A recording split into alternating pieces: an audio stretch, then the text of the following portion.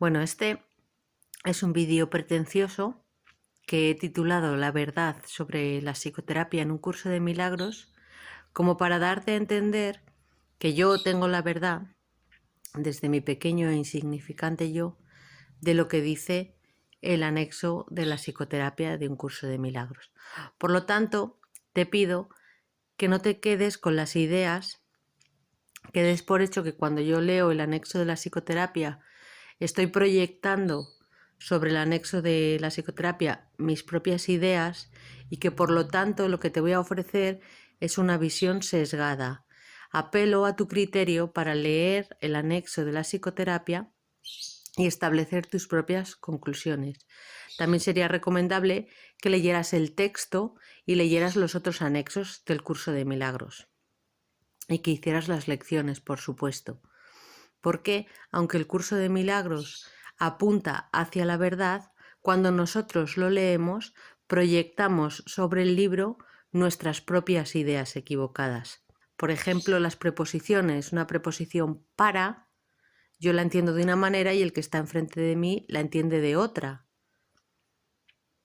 Entonces sería imposible hacer un diccionario de todas y cada una de las palabras que utiliza el curso para ponernos de acuerdo en que significan lo mismo para ti que para mí. Así que mira este vídeo y quédate solamente con aquello que te resuene y actúa el trabajo de tratar de descifrar qué es lo que quiere decir el anexo para la psicoterapia. Yo te ofrezco mi visión sesgada porque no puedo ofrecerte otra cosa. Bueno, cuando leemos el anexo psicoterapia, propósito, proceso y práctica, debemos tener en cuenta que esto es un dictado que se le dio a Helen Schucman en referencia o para sus colegas que ya se dedicaban a la psicoterapia, es decir, ellos eran psiquiatras y entonces en el dictado a ellos no se les da una forma de hacer psicoterapia, sino que se les ayuda a corregir el enfoque. Es una cosa de corregir en su mente a la hora de enfocar la psicoterapia. Por lo tanto, cuando uno hace psicoterapia basada en el curso de milagros, puede utilizar la psicoterapia que él habitualmente usa, porque el anexo para la psicoterapia lo que hace es corregir el enfoque mental con el que uno enfoca, valga la redundancia, la psicoterapia. No va de forma, y podéis comprobar que el anexo no da muchos detalles, porque simplemente va a corregir el enfoque. De todos modos, a lo largo del curso sí que sabemos que el espíritu va a usar las herramientas que tú tienes a tu disposición. De manera que si tú haces Reiki, va a usar tus capacidades como reikista. Si tú haces constelaciones familiares, va a utilizar los conocimientos que tú tienes de constelaciones familiares. Si tú eres astrólogo, va a usar los conocimientos que tú tienes de astrología. Nuevamente, el anexo para la psicoterapia nos va a dar pautas para el enfoque, para la disposición que tú vas a utilizar en la psicoterapia, no para la forma. ¿Vale? Entonces, aquí en la introducción nos dice: la psicoterapia es la única forma de terapia que existe. Puesto que la mente es lo único que puede enfermar, es asimismo lo único que puede ser sanado. Solo la mente tiene necesidad de curación. Esto no parece ser así, pues las manifestaciones de este mundo ciertamente parecen reales. Por ello, la psicoterapia es necesaria para que el individuo comience a cuestionar la realidad de estas.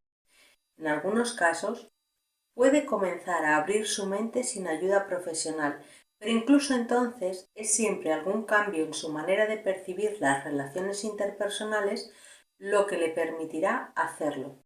Algunas veces necesita una relación más estructurada y extensa con un terapeuta oficial. En ambos casos, la tarea es la misma. Al paciente se le debe ayudar a cambiar de parecer acerca de la realidad de las ilusiones. Nuevamente, este es un trabajo que el terapeuta hace en su mente unida a la del paciente. Por lo tanto, tiene poca importancia las palabras que se usen, el modo en que se use. Cada terapeuta usará la herramienta que a él le simplifique la tarea o le ayude a comunicar, a transmitir esa idea al paciente. Algunos terapeutas utilizarán un guión estructurado y otros terapeutas no. El terapeuta que conozca las constelaciones familiares las usará y el que no, no. Y el terapeuta que conozca las matemáticas usará las matemáticas. Nuevamente, el anexo para la psicoterapia no nos da información de la forma que tiene que tener la psicoterapia, sino del enfoque mental que tiene que usar el terapeuta. El propósito de la psicoterapia. Dicho llanamente, el propósito de la psicoterapia es eliminar los obstáculos a la verdad. ¿Cuáles son estos obstáculos? La creencia equivocada de que mi padre me abandonó, la creencia equivocada de que tengo una pareja que me maltrata, la creencia equivocada. Siempre esos obstáculos a la verdad son creencias. ¿Qué pasa? Que esas creencias a veces están muy ocultas y para pescarlas el terapeuta tiene que hacer uso de las herramientas que él tiene a su disposición o que haya desarrollado con el paso del tiempo, con sus formaciones. El espíritu va a usar estas herramientas justamente con este enfoque, eliminar los obstáculos a la verdad. Su finalidad es ayudar al paciente a abandonar el sistema fijo de creencias ilusorias que alberga y a empezar a reconsiderar la falsa relación de causa y efecto sobre la que descansa dicho sistema. El terapeuta basado en el curso de milagros, aparte de sus herramientas, va a tener un profundo conocimiento del curso y va a saber cuál es esa falsa relación de causa y efecto que todos traemos de base. Con esto en su mente, teniendo esta idea clara en su mente, va a inducir al paciente de la forma que el espíritu le inspire a reconsiderar ese sistema fijo de creencias y a abandonarlo. Dice, nadie en este mundo se escapa del miedo, pero todo el mundo puede reconsiderar sus causas y aprender a evaluarlas correctamente. Dios ha dado a todos un maestro con mayúsculas cuya sabiduría y ayuda sobrepasan ampliamente cualquier aportación que un terapeuta terrenal pueda ofrecer. Por lo tanto, el terapeuta terrenal lo que va a hacer es ayudar al paciente a darse cuenta de que tiene ese maestro.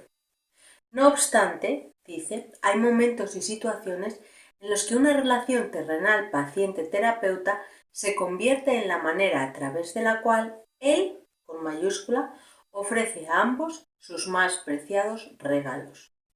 ¿Qué mejor propósito podría tener una relación que el de invitar al Espíritu Santo a formar parte de ella y otorgar su magno regalo de regocijo? ¿Qué meta más elevada puede haber para cualquiera que aprender a invocar a Dios y oír su respuesta?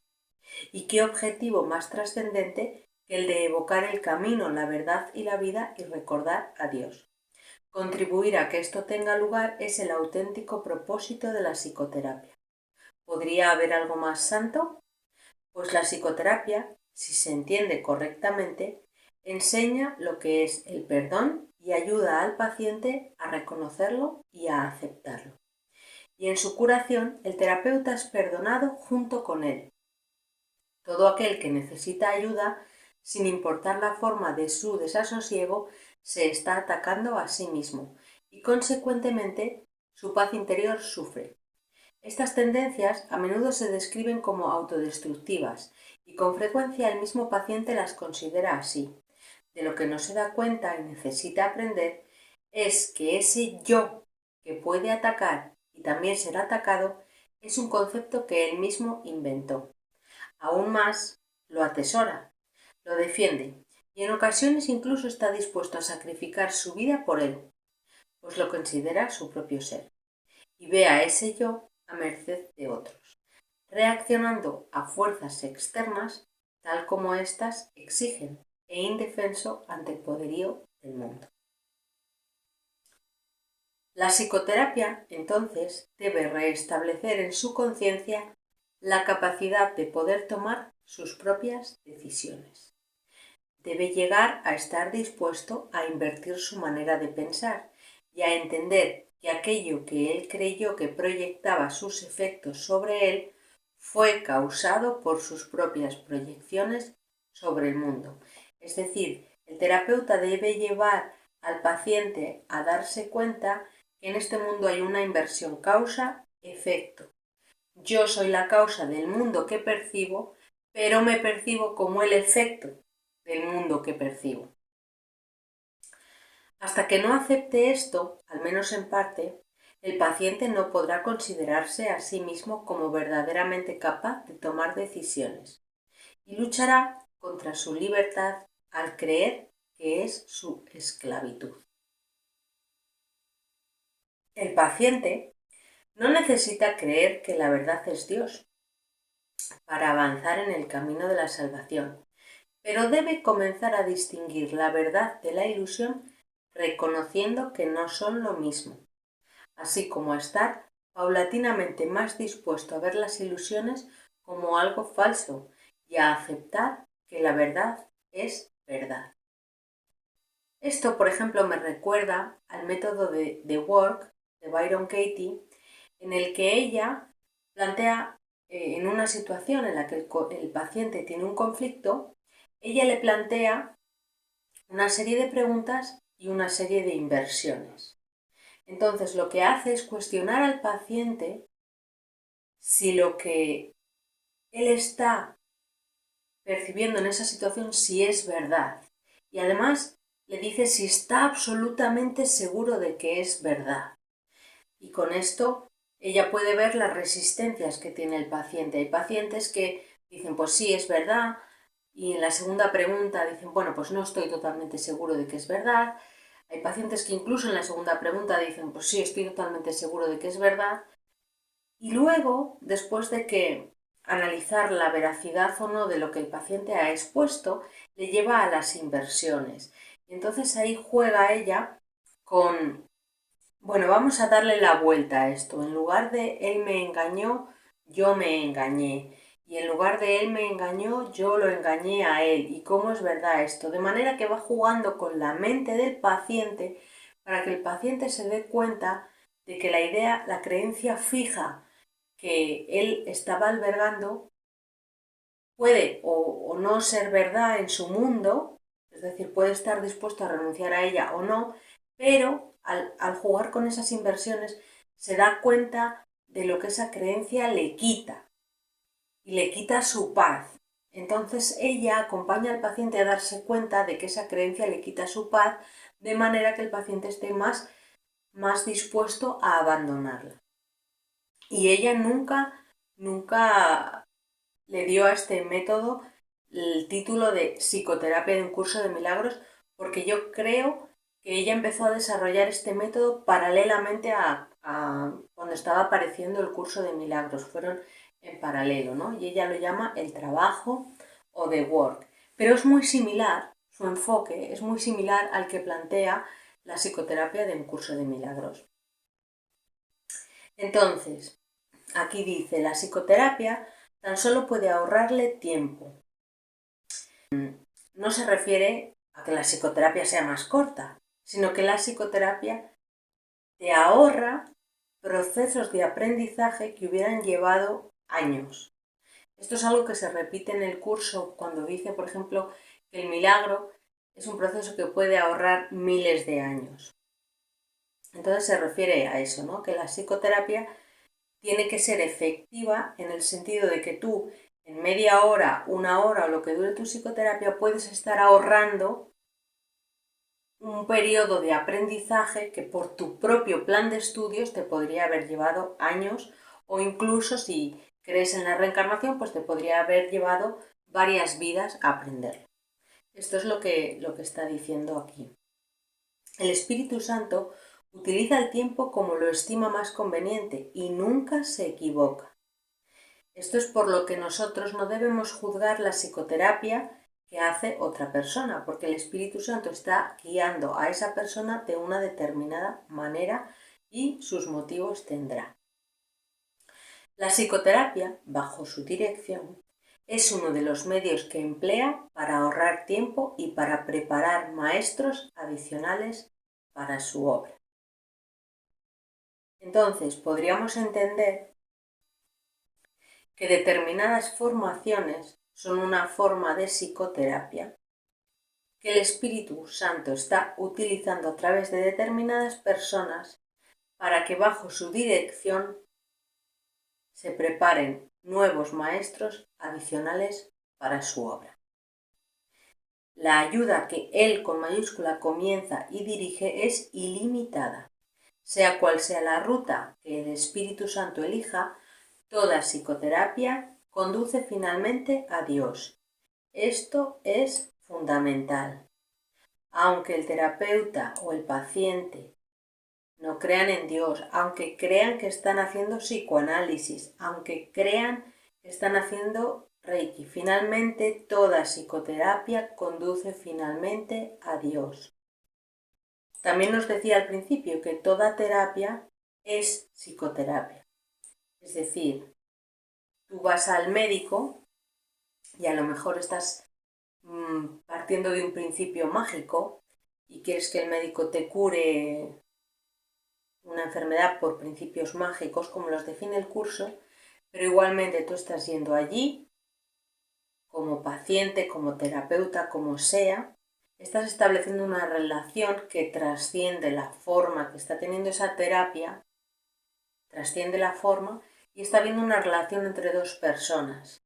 Y finalmente, toda psicoterapia conduce finalmente a Dios.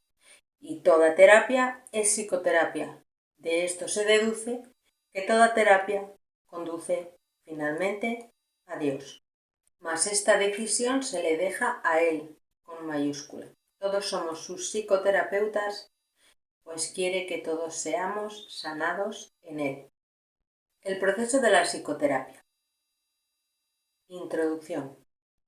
La psicoterapia es un proceso que cambia la manera en que uno se ve a sí mismo. En el mejor de los casos, este nuevo yo es un concepto más benévolo de uno mismo. Pero no se puede esperar que la psicoterapia establezca lo que es real. Esa no es su función. Si consigue abrirle paso a la realidad, ya ha logrado el máximo éxito posible. Su única función consiste, en última instancia, en ayudar al paciente a lidiar con un error fundamental, la creencia de que la ira le puede proporcionar algo que él realmente desea y de que al justificar el ataque se está protegiendo a sí mismo. En la medida en que llegue a darse cuenta de que eso es un error, en esa misma medida se ha salvado. Fijaros, aquí yo hice un curso de terapia transpersonal y la directora del máster de terapia transpersonal es una psicóloga clínica con muchos años de experiencia. Entonces a mí me llamaba mucho la atención cómo, aplicando sus mismos métodos, el cambio que se producía en los pacientes con ella y el que se producía con otros terapeutas no era el mismo, a pesar de que el método era el mismo. Y esto se debe a que el avance, la evolución que tenía ella después de muchos años aplicando la psicoterapia, le había dado una sensibilidad que inducía en los pacientes ese cambio, ¿no? Y justamente en su método ella explica esto, ¿no? Te lleva a cuestionarte si la ira te puede proporcionar realmente algo que tú deseas.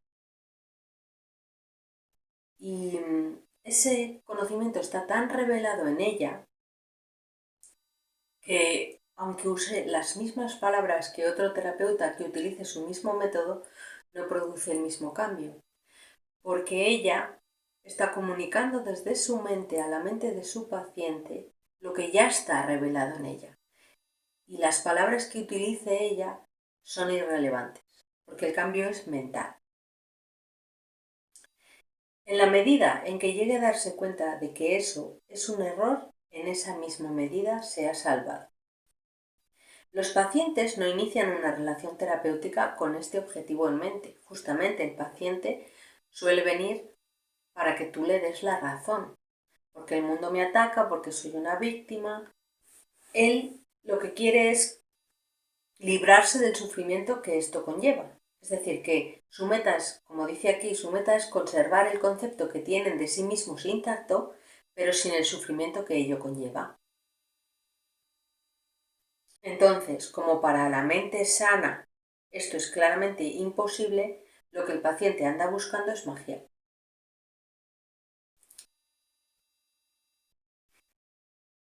Por eso, al comienzo, la meta del paciente y la del terapeuta son divergentes. Tanto el terapeuta como el paciente pueden abrigar conceptos falsos de sí mismo, pero aún así sus respectivas percepciones sobre lo que constituye una mejoría no pueden sino diferir. El paciente espera aprender cómo lograr los cambios que desea, pero sin alterar de manera significativa el concepto que tiene de sí mismo. De hecho, espera que este concepto se estabilice lo suficiente para poder incluir dentro del mismo los poderes mágicos que buscan la psicoterapia. Desea volver invulnerable lo vulnerable e ilimitado lo finito. El yo que ve es su Dios y lo único que procura es servirle de la mejor manera posible. El terapeuta, no importa cuán sincero pueda ser, debe querer cambiar el concepto que el paciente tiene de sí mismo de alguna manera que él considere real. La tarea de la terapia es reconciliar estas diferencias. Con suerte, ambos aprenderán a abandonar sus metas originales, pues solo en las relaciones puede encontrarse la salvación. Mas al comienzo es inevitable que tanto paciente como terapeuta acepte por igual metas poco realistas que no están completamente libres de matices mágicos. Finalmente, dichas metas se abandonarán en las mentes de ambos. 1. Los límites de la psicoterapia. El resultado ideal, no obstante, rara vez se alcanza. La terapia comienza con el descubrimiento de que la curación tan solo puede tener lugar en la mente, y los que ya creen esto se unen en el proceso psicoterapéutico. Puede que no lleguen mucho más lejos, pues nadie aprende más de lo que está dispuesto a aprender. Sin embargo, los niveles de buena disposición cambian, y cuando el terapeuta o el paciente ha alcanzado el siguiente nivel, se le ofrece una relación que se ajusta a su nueva necesidad. Esto puede ser con el mismo terapeuta o con otro. Al final se produce una apertura en la mente de ambos que los lleva un paso más allá y luego podrán ir más adelante extendiendo su relación con este mismo terapeuta o con otro. Lo mismo para el terapeuta. Él ha conseguido abrir su mente un poco más gracias al paciente y ahora tendrá otros encuentros o con el mismo paciente o con otros pacientes. Tal vez se vuelvan a encontrar de nuevo y sigan adelante en la misma relación, haciéndola más santa. O quizá cada uno de ellos adquiera un nuevo compromiso. Mas una cosa es segura, los dos progresarán. Los retrocesos son temporales. La dirección general es siempre una de progreso hacia la verdad. La psicoterapia de por sí no puede ser creativa. Uno de los errores que el ego fomenta es que él es capaz de un verdadero cambio y por lo tanto de verdadera creatividad.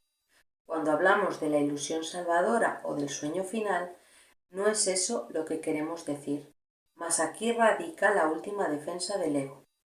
La resistencia es su manera de ver las cosas, su interpretación del progreso y del crecimiento. Estas interpretaciones son necesariamente erróneas, puesto que son ilusorias. Los cambios que el ego procura no son realmente cambios, son solo sombras más profundas o tal vez diferentes patrones de nubosidad. Mas lo que está hecho de nada no puede calificarse como algo nuevo o diferente. Las ilusiones son ilusiones y la verdad, verdad. Aquí nos está diciendo una tendencia que tenemos todos de tratar de traer la verdad a las ilusiones, en lugar de llevar las ilusiones ante la verdad para que sean deshechas. Nosotros pensamos que hacemos una psicoterapia y que hemos creado algo nuevo. Parece que nuestro ego ha cambiado y que por lo tanto hay una verdadera creatividad en el mundo de la forma. Es decir, nos ayudamos de la luz para cambiar algo aquí en la forma. Pero esto es irrelevante, es decir, nosotros podemos jugar con esa ilusión creyendo que hacemos magia, pero si nuestra mente está entregada al espíritu, de cualquier manera, por poca voluntad, por poca buena voluntad que nosotros pongamos de hacernos a un lado, de cualquier manera el espíritu va a utilizar eso. La resistencia, como se define aquí, puede ser un rasgo típico tanto del terapeuta como del paciente. Típicamente va a ser de los dos, porque ese paciente con resistencias ha venido al terapeuta para mostrárselas. En cualquier caso, limita la psicoterapia porque restringe sus miras. El Espíritu Santo no puede luchar contra las intrusiones del ego en el proceso terapéutico, pero esperará, y su paciencia es infinita. Su meta es por siempre completamente indivisa.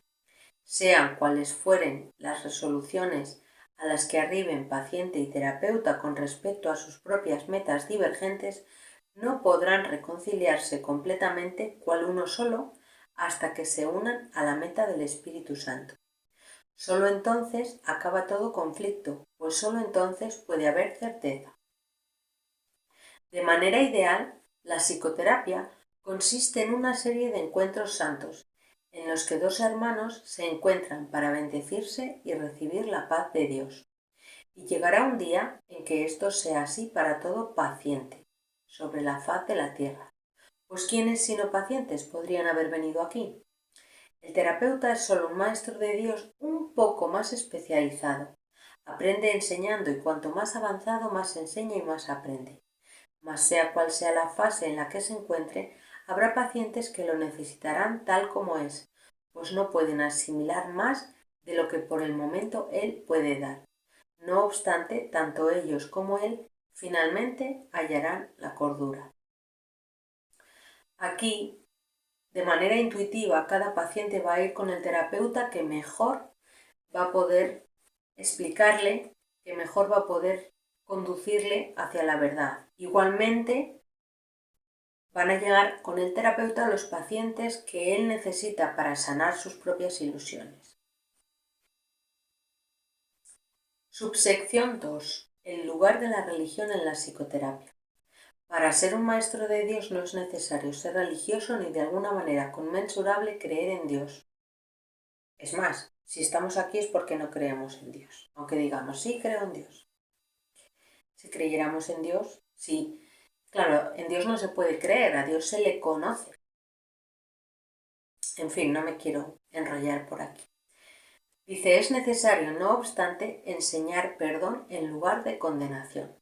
Es decir, cuando viene el paciente, ¿yo cómo enseño perdón en lugar de condenación? Entonces yo lo que no puedo hacer es darle la razón, hacer un acuerdo con él, cuando él viene con ilusiones de enfermedad, cuando él viene con ilusiones de que alguien lo ataca, porque si yo tengo que enseñar perdón, tengo que tratar de percibirlo con caridad, de percibirlo más avanzado de lo que en realidad parece mostrarme. Dice, mas ni siquiera en esto se requiere total consistencia, pues cualquiera que hubiese llegado a este punto podría enseñar lo que es la salvación en un instante y sin una sola palabra. Esto es, por ejemplo, lo que se cuenta de uno de los milagros que hizo Jesús, de que una señora le tocó la capa y automáticamente vio un milagro. Porque Jesús estaba en un punto en que podía enseñar lo que es la salvación sin una sola palabra.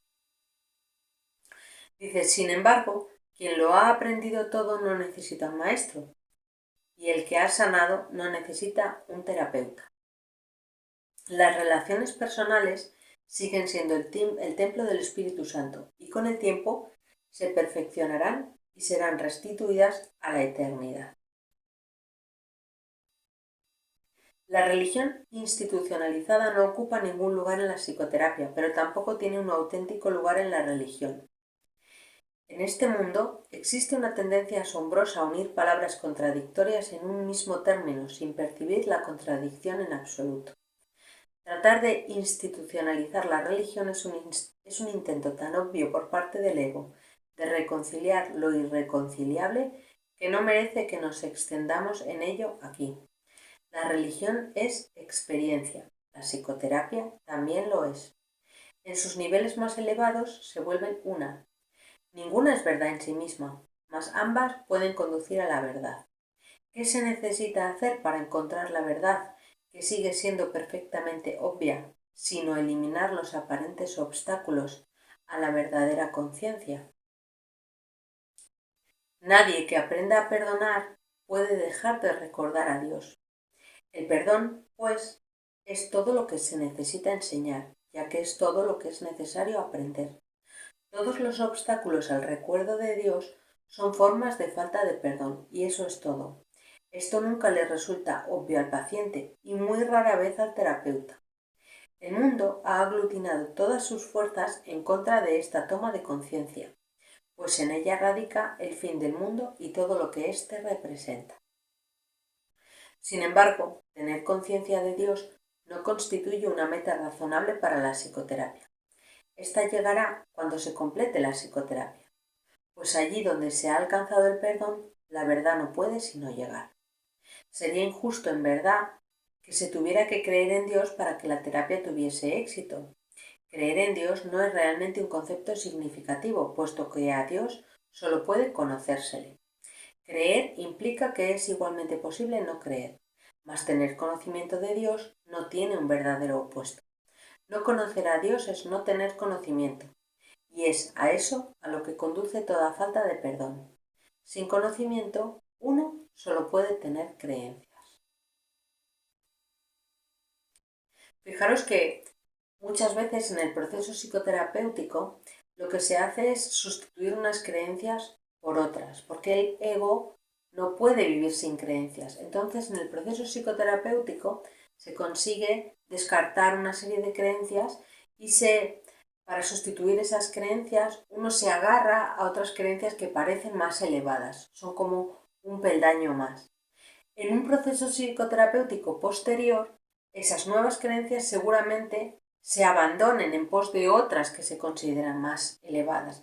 Y en este proceso de ir sustituyendo unas creencias por otras, porque lo hacemos aquí en el mundo de la forma, en el mundo del ego, igualmente el espíritu está implicado en el proceso psicoterapéutico, por lo tanto el espíritu va a hacer su trabajo para que de alguna manera en ese aparente evolucionar que nosotros consideramos que tenemos como egos, finalmente podremos abandonar toda creencia, y en el momento que podamos abandonar toda creencia, después de un proceso de habernos ido dando cuenta que las sucesivas creencias que hemos ido utilizando en ese proceso psicoterapéutico han demostrado ser falsas, por un proceso de esto es falso, lo siguiente es falso, lo siguiente es falso, finalmente abandonaríamos toda creencia, y ahí es cuando podría entrar el conocimiento. Fijaros que aquí el curso nos dice, sin conocimiento uno solo puede tener creencias.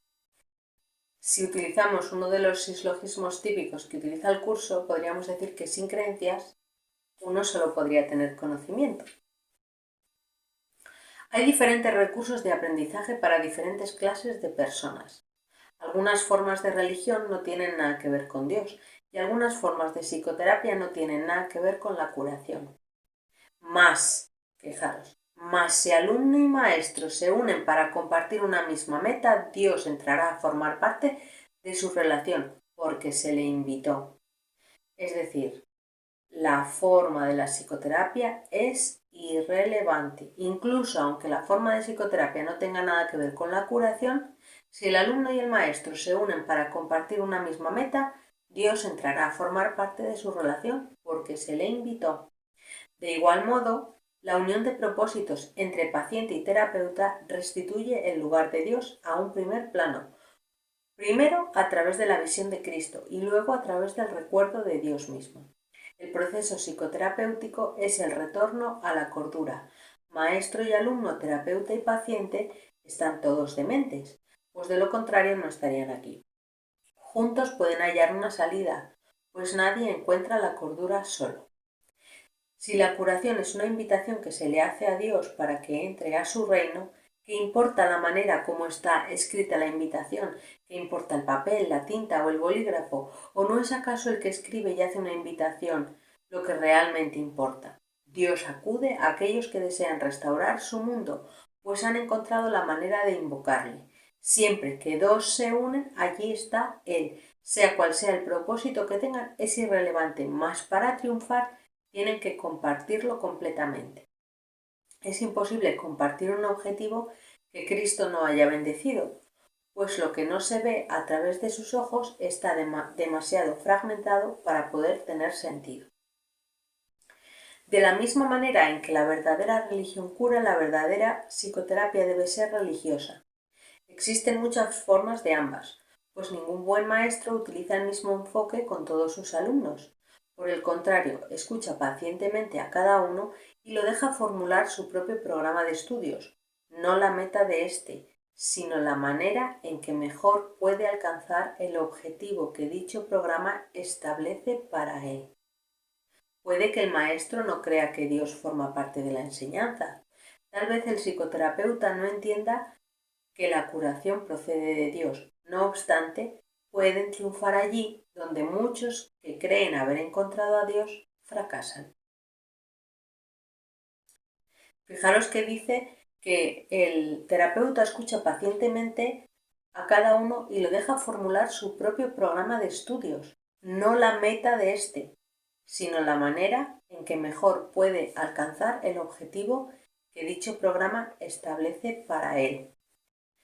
Fijaros, el paciente viene con una meta de su plan de estudios, que es perpetuar la culpa, porque es la meta que todos traemos a este mundo.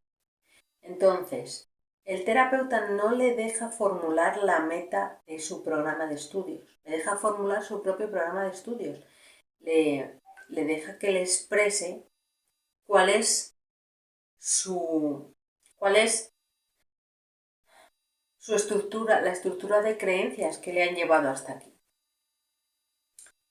¿Qué debe hacer el maestro para asegurarse de que el aprendizaje tenga lugar? ¿Qué debe hacer el terapeuta para que la curación se dé?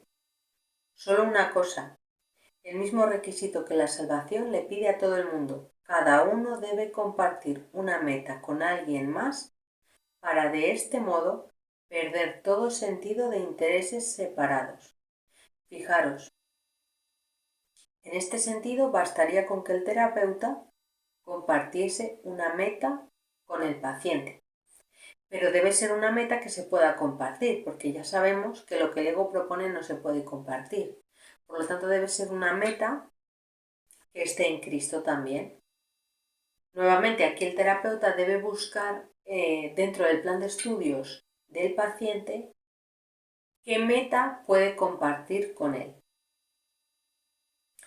La meta que por excelencia los terapeutas suelen usar es la paz.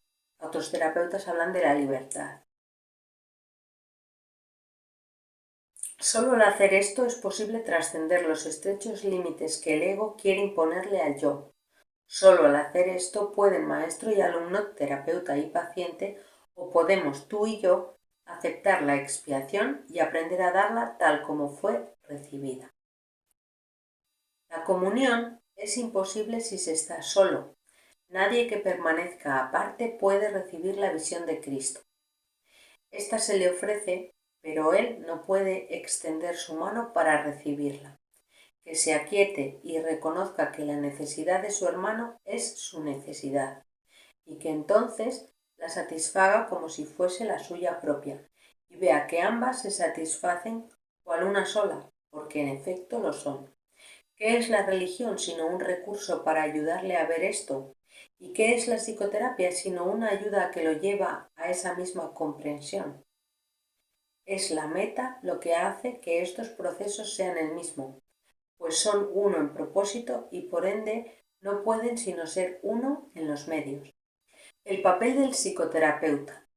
El psicoterapeuta es un líder en el sentido de que camina ligeramente por delante del paciente y lo ayuda a evitar algunos de los escollos del camino, advirtiéndolos primero. Lo ideal es que también sea un seguidor, pues hay uno con mayúscula que debe caminar delante de él para proporcionarle la luz con la que poder ver. Sin este, con mayúscula, tanto psicoterapeuta como paciente no harían sino dar tumbos a ciegas sin llegar a ninguna parte. Mas si el objetivo es la curación, es imposible que aquel con mayúscula esté totalmente ausente. Es posible, no obstante, que no se le reconozca. Así pues, la tenue luz que en ese caso se puede aceptar es todo de lo que se dispone para iluminar el camino hacia la verdad. La curación está restringida tanto por las limitaciones del psicoterapeuta como por las del paciente. El objetivo del proceso es, por lo tanto, trascender esos límites. Ninguno de los dos puede hacer esto por su cuenta, pero cuando se unen se les proporciona el potencial para trascender toda limitación. La medida de su éxito depende ahora de cuánto de ese potencial estén dispuestos a utilizar.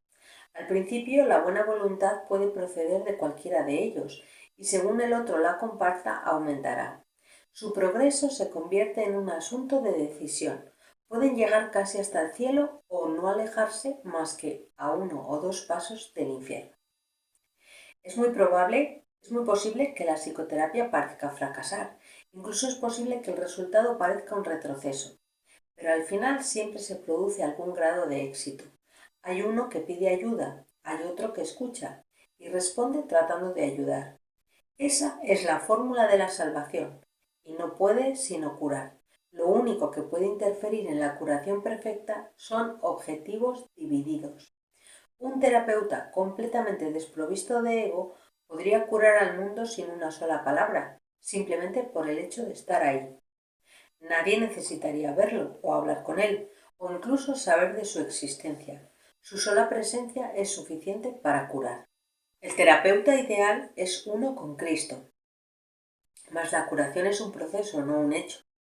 El terapeuta no puede progresar sin el paciente y el paciente no está listo para recibir a Cristo o de lo contrario no podría estar enfermo. En cierto sentido, el psicoterapeuta desprovisto de ego es una abstracción que se encuentra al final del proceso de curación, demasiado avanzado para creer en la enfermedad y demasiado cerca de Dios para poder conservar los pies sobre la tierra. Ahora puede ayudar a través de aquellos que necesitan ayuda, pues de esta manera lleva a cabo el plan establecido para la salvación. El psicoterapeuta se convierte en el paciente al trabajar a través de otros pacientes para expresar sus pensamientos a medida que los recibe de la mente de Cristo. Cuarto subcapítulo: el proceso de la enfermedad. De la misma manera en que toda terapia es psicoterapia, del mismo modo toda enfermedad es enfermedad mental. Es un juicio acerca del Hijo de Dios, y todo juicio es una actividad mental. Un juicio es una decisión que se toma una y otra vez contra la creación y su creador. Es la decisión de percibir el universo como tú lo habrías creado. Es decidir que la verdad puede mentir y que es una mentira. ¿Qué otra cosa entonces puede ser la enfermedad sino una expresión de aflicción y culpa? ¿Y por qué sollozaría a alguien sino por su inocencia? Una vez que al Hijo de Dios se le considera culpable, la enfermedad es inevitable.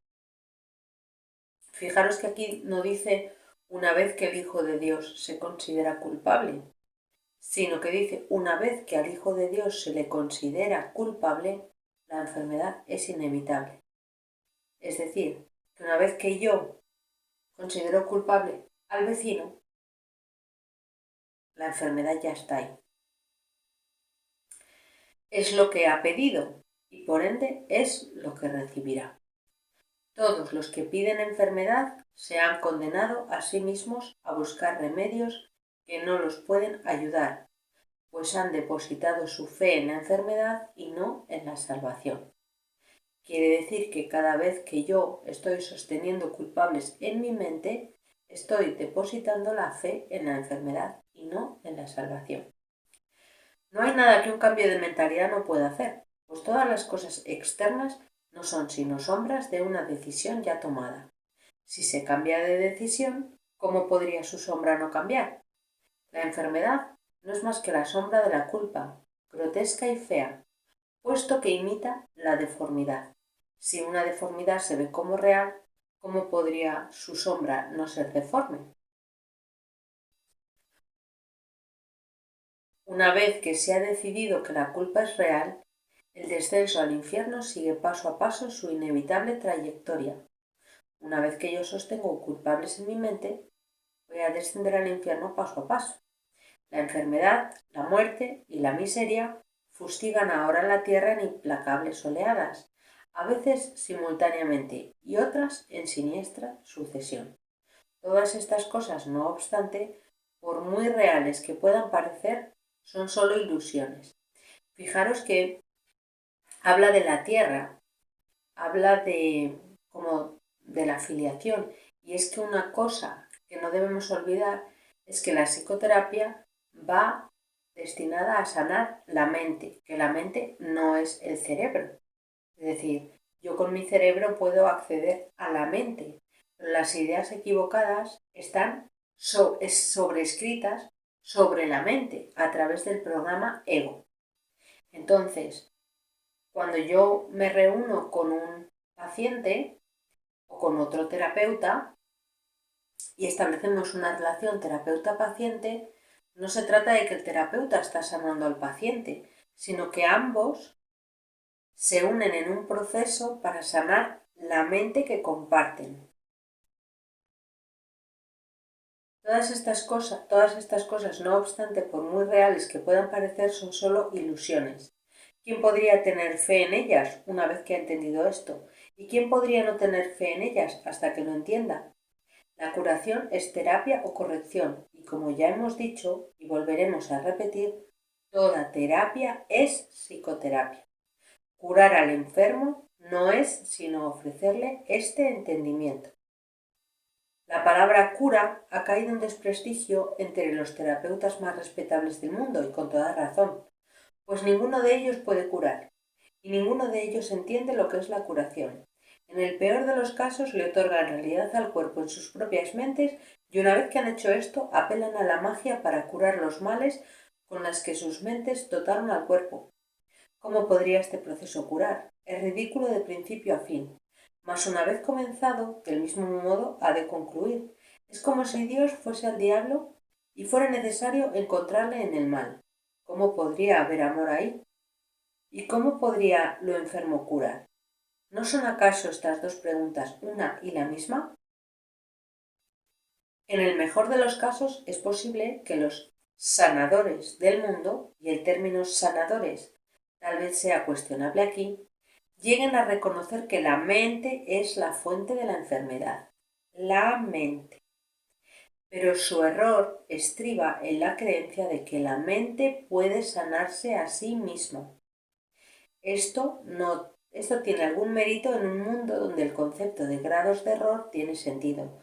No obstante, sus curas siguen siendo provisionales, o bien puede surgir otra enfermedad, pues mientras no se comprenda el significado del amor, la muerte no se ha superado. Cuando nosotros hacemos una psicoterapia para corregir algo en la forma, el espíritu está en esa psicoterapia, pero si nosotros no estamos comprendiendo el significado del amor, la muerte no se ha superado. Vamos de camino a la muerte. Fijaros que nos dice que sus curas siguen siendo provisionales, o bien puede surgir otra enfermedad. ¿Y quién podría comprender el significado del amor sin la palabra de Dios que Él, con mayúscula, le dio al Espíritu Santo para que fuese su regalo para ti? Cualquier clase de enfermedad puede definirse como el resultado de verse uno a sí mismo débil, vulnerable, malvado y en peligro, y por ende en constante necesidad de defensa. Sin embargo, si el yo fuera realmente así, cualquier defensa sería inútil. Las defensas que se procuran, por lo tanto, no pueden sino ser mágicas. Deben superar todos los límites percibidos en uno mismo y simultáneamente forjar un nuevo concepto propio en el que el antiguo no tenga cabida. En resumen, el error se acepta como real y se lidia con él mediante ilusiones. Al haberse llevado la verdad al ámbito de las ilusiones, la realidad se ha vuelto una amenaza y se percibe como algo malvado. El amor se vuelve temible porque la realidad es amor. De este modo se cierra el círculo contra las incursiones de la salvación. Fijaros lo que nos dice aquí, que al habernos llevado la verdad ante el ámbito de las ilusiones, la realidad se ha vuelto una amenaza y se percibe como algo malvado. Dice que las defensas son mágicas y que deben superar los límites percibidos en uno mismo y forjar un nuevo concepto propio en el que el antiguo no tenga cabida. En resumen, el error se acepta como real y se lidia con él mediante ilusiones. Fijaros que cuando una persona se siente culpable y decimos que se castiga mediante una enfermedad, que desarrolla una enfermedad en el cuerpo, atacando al cuerpo, esto es una forma de magia, es una defensa mágica. Como yo no quiero percibir culpa dentro de mí, utilizo la enfermedad para volver a percibirme inocente. Y eso me lleva a forjar un nuevo concepto propio en el que el antiguo no tenga cabida. Es decir, si yo me considero culpable por haber robado,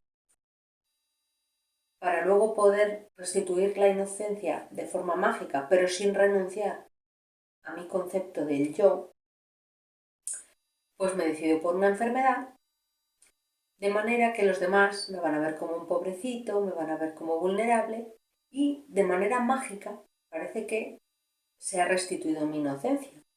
¿Pero a qué precio? Entonces, aquí es lo que está diciendo es que el error se acepta como real, es decir, yo acepto la culpa y lidio con ella mediante una ilusión de enfermedad.